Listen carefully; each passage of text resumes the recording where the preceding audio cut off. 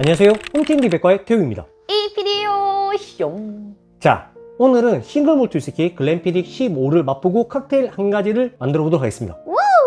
자, 글렌피딕 15는 알코올 함유량 40%고요. 그 다음에 쉐리 캐스크, 버번 캐스크, 버진 오크 캐스크 세 가지 캐스크 썼고, 이 세 캐스크를 솔레라 버스에 놓고 3개월간 추가 숙성한 위스키입니다. 자, 일반적으로 위스키를 오픈을 딱 하고 나면은 공기와 위스키가 만나면서 맛과 향이 변하는 에어레이션, 또 다르게 말하면 옥시데이션 현상이 일어납니다. 브리딩. 브리딩. 와인에서는 브리딩이라지, 우리가 일반적으로 쓰는 에어링이라는 말은 외국 사람 쓰는 거 아니에요. 그래서 에어레이션, 옥시데이션이 맞는 표현이에요. 제가 여러 번 얘기하지만 에어레이션 됐을 때 맛이 있어지는 위스키가 상당히 많다라고 얘기하거든요. 그래서 과연 오픈한 지 한 달 에어레이션 된 위스키랑 지금 오픈한 글렌피딕 15 두 녀석의 맛 차이가 어떤지 한번 지금 비교 좀 해볼게요. 네. 참고로 에어레이션이 됐다고 무조건 맛있는 건 아니지만 개인 차이기 때문에 그거는 감안하고 봐주세요. 근데 확실히 에어레이션 된 게 맛있는 것 같아. 저는 개인적으로 2주에서 한 달 이 사이 에어레이션 된 거를 제일 좋아합니다. 근데 재미난 게 라이브 할 때 글렌파클라스 105를 2년 에어레이션 시키는 분도 계시더라고요. 와, 그 정도로 사람마다 개인 취향이 다르니까 요거는 감안하고 봐주세요. 네. 자, 그렇다는 거 긴 말 안 치고 맛! 벌써 갑시다. 죽은 두 달 시간 세배원 언제나 뽕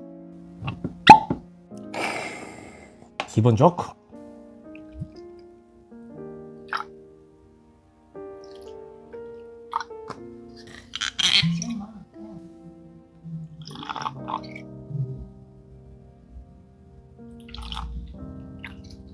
가라피. 왔다 이 비디. 자, 새로 오픈한 글렌피딕 15부터 맛볼게요. 자, 색깔은 기분 좋은 황금빛이고요. 내려볼게요. 자, 향 맡아볼게요. 우선 알코올 치는 거 1도 없고요. 부드럽다. 쉐리 느낌, 건자두, 바닐라 느낌 꽤 있고, 약간의 스파이시도 있어요. 스파이시, 그 다음에 시트러스도 있고요. 약간 너티한 느낌도 꽤 있고, 오일리해요. 되게 올리해. 뒤쪽에 다크 초콜릿 느낌도 꽤 있고, 근데 쉐리 느낌이 잘 난다. 풀 쉘이 아닌 것 치고는 꽤 많이 나. 자, 맛볼게요. 수르륵 안 하나? 스르륵. 향이 좋아서 빨리 먹으려고 하다 보니까 스르륵. 드르륵. 와, 꿀맛. 우선 직관적으로 건자도 느낌, 그 다음에 무화과, 꿀 느낌, 우디함 어느 정도 있고요. 역시나 오일리해요. 아까 향에서 맡았던 시트러스 느낌도 꽤 있고요. 계피? 시나몬이 저 끝쪽 언저리쯤에 은은하게 지나. 지금 오픈하자마자 마셨는데 보통 일반적으로 에어레이션이 꼭 필요한 애들이 아세톤 향이 되게 치거든. 근데 얘는 아세톤 향이 안 난다. 안 나.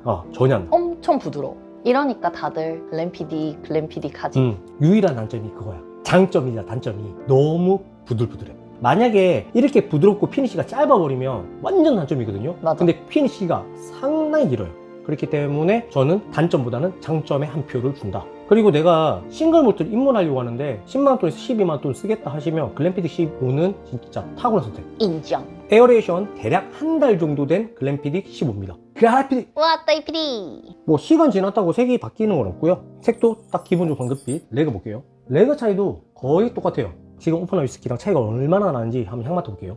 좀 더 시트러스함이 올라오네. 시트러스하고 살구향이 조금 더 진해졌어. 진짜 다르다. 갓 뚜따한 위스키가 좀 더 묵직한 느낌? 묵직하고 얘는 되게 부드러워졌는데 향이 엄청 열렸어. 약간 우디함이 조금 더 올라오고, 그 다음에 너티, 그 다음에 시트러스. 이거 만약에 우리가 블렌드 하잖아. 그럼 향만 맡으면 무조건 다른 위스키로 생각할 것 같아. 그 정도로 차이가 나네. 근데 향만 맡을 때는 더 좋다 나쁘다는 잘 모르겠어요. 나는 오히려 에어레이션이 되니까 좀 더 스파이시한 것 같아요. 맞아, 더 스파이시. 맞지? 금방 tus다는 거는 되게 부들부들하거든. 에어레이션 되니까 스파이시하고 매운 향이 엄청 올라와요. 먹어보자. 먹어보면 좀 더 다르겠지? 자, 스르륵. 스르륵. 에어레이션 되고 나니까 맛이 엄청 풍부해진 느낌이에요, 확실히. 훨씬 더 달고 좀 더 가벼워진 느낌도 없잖아 있는데 끝에 피니쉬가 스파이시로 가요. 아까 금방 뚜따한 글렌피딕 15는 좀 부드럽고 달큰하게 간다 그래야 되나? 피니쉬가? 그랬는데 얘는 맵게 가. 맵게 가는데 가벼워. 가볍고 맵게 가. 그래? 나는 과일 단맛이 좀 더 도드라진 느낌인데? 그래? 음.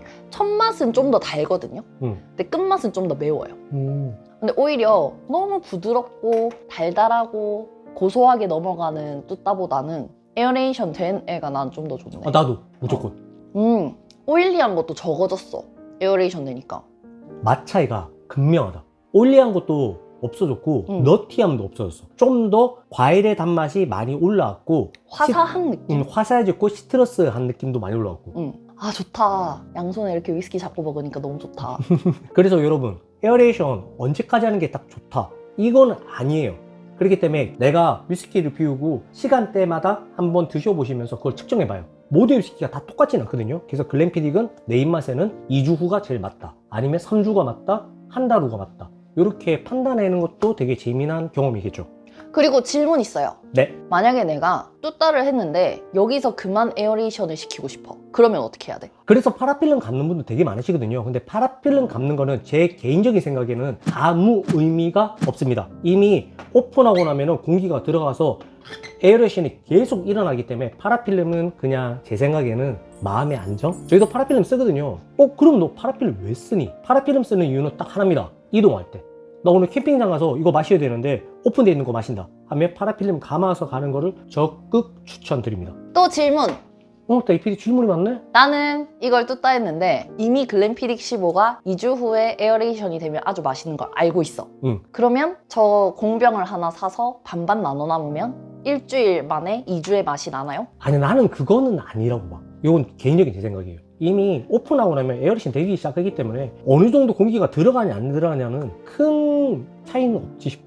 자, 에어레이션을 하면 좋냐 안 좋냐는 본인이 판단에 맡길게요. 근데 웬만한 위스키들은 에어레이션 되면 다 맛있어요. 그리고 참고로 PT 위스키는 너무 에어레이션 오래 시키면 PT향 빠집니다. PT 위스키는 에어레이션 오래 시키는 거는 비추합니다. 저는 개인적으로 3개월을 넘기지 않는 거를 추천드릴게요. 자, 에어레이션 얘기는 이 정도로 마치고요. 칵테일 하나 만들어 볼 건데요. 지금 만들 칵테일은 위스키 마가리타라는 칵테일입니다. 위스키 마가리타? 글렌피딕 15 1과 2분의 1온스,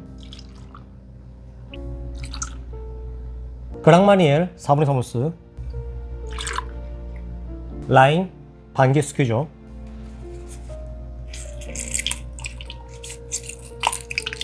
준피롱 목! 쉐이킹!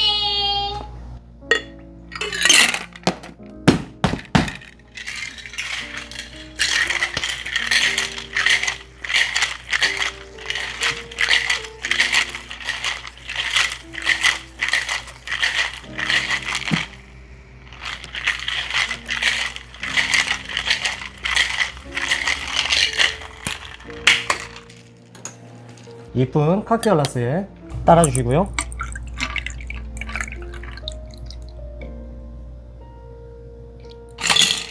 라임 가니쉬 꽂아주시면 위스키 마가리타 완성됐습니다. 쉽죠? 라임이 힘이 없으니까 그냥 넣어줄게요. 그라피디! 왔다 이 피디! 벨트 같은데?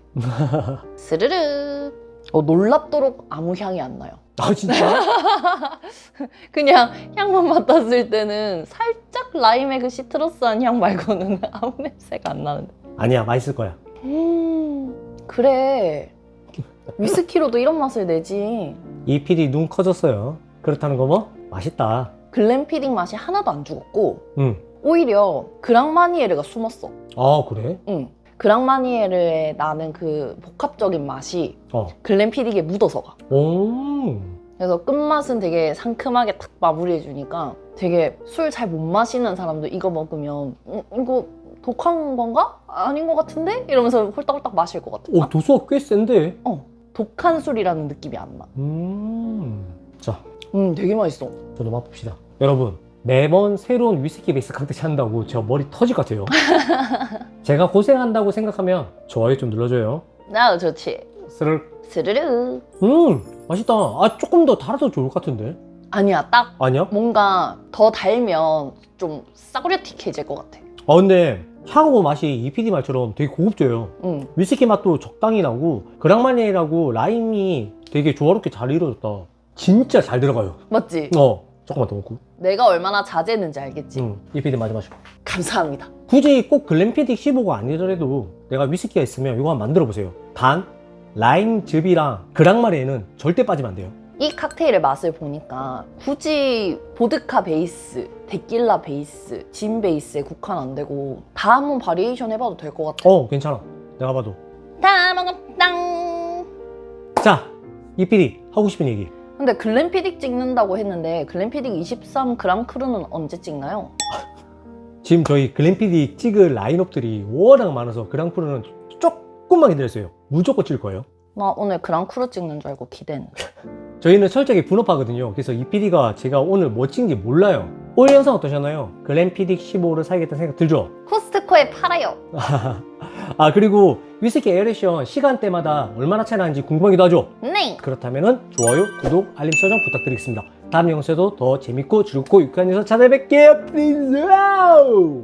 요바우. 근데 글램피딕 15 유일한 단점 뭔지 알아? 부들부들? 아니, 이거는 괜찮은데 글램피딕 코르크들의 대부분의 단점이 헐거워. 아 진짜? 글램피딕 라인업들이 코르크가 다 똑같은데 다르게 생겼는데? 그러니까 들어봐봐. 금방 영상 보면 다르죠? 왜 그러냐면 글램피딕 12가 너무 헐거워서 갈아 낀 거예요. 대박. 이거 다른 위스키 코르크예요. 봐요. 요거 빼고 요거를 갈아 낀 거거든요. 편하죠? 어머. 무조건 고쳐야 됩니다. 글램피딕. 황당하다. 너네가 세계 1위라며 이렇게 하면 안 돼. 뭐야 이게? 코르크 버리지 말고 잘 모읍시다. 그래서 다른 위스키 마시고 나서 코르크를 무조건 먹어야 됩니다. 위스키 잘 만들고 코르크 이거 그만해 그만. 끝. 저희는 글램피딕을 사랑합니다. 좋아하니까 이런 거야.